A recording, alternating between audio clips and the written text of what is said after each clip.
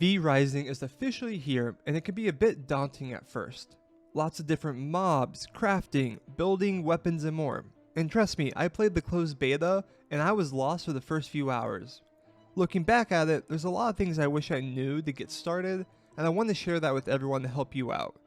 So here are 3 tips for your first few days on V Rising to help get you started and acclimated.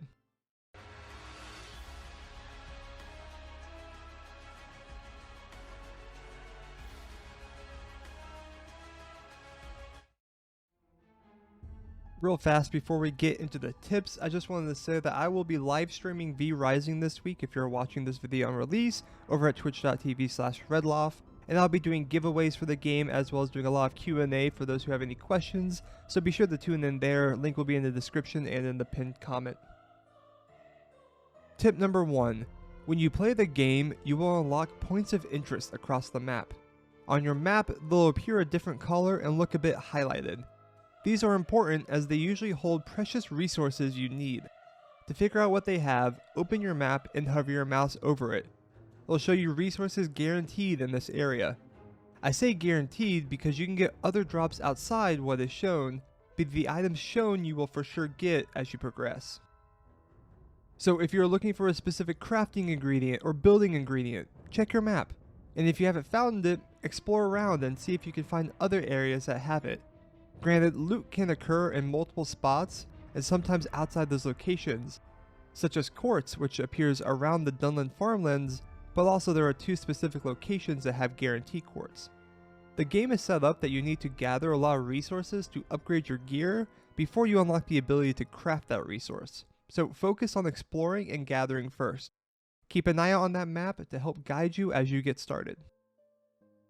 Tip number 2, follow the main quest and the V-Blood units at the same time.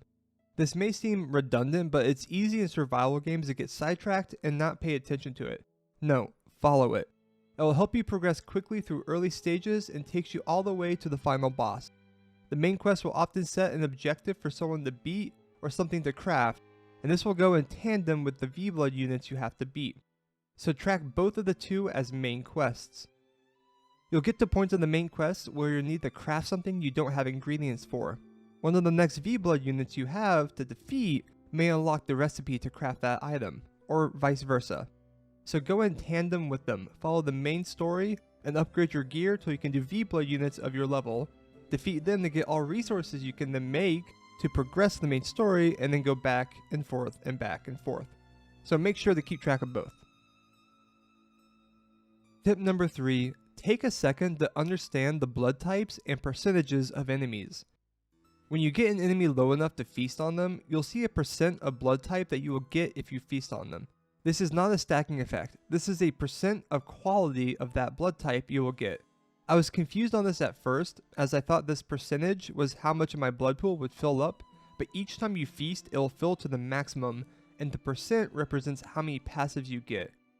While some blood types are restrictive on the creature, for instance wolves will have the creature blood type, this percent is random and you can find an 80% blood type for something you want in the starting zone and a low percent in the high level zone.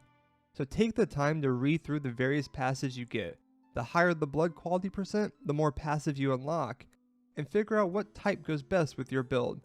So for day 1, just be sure to read through the various passives and take the time to understand them, as getting that foundation down early is going to be hugely impactful for late game when you are fine-tuning builds for bosses in PvP. For instance, if you're using weapon attacks more and are focused on that, warrior blood might be better than a scholar blood, which would be better for a more mage-focused build. Later on in the game, you can dominate enemies and send them back to your home to feast upon multiple times, so be sure to unlock the iron cages as fast as possible so you can keep a steady supply of a high-quality blood type you want.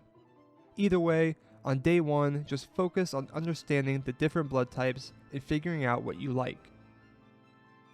And yeah, those are my day 1 tips to help get you started with V Rising. I don't want to explain too much of the game, as I think exploring and learning yourself is a fun part of the survival game, but I think these are things that can be missed or misunderstood, so I wanted to share. Let me know your thoughts and if you had any more tips for newbies to help get them started. Till next time.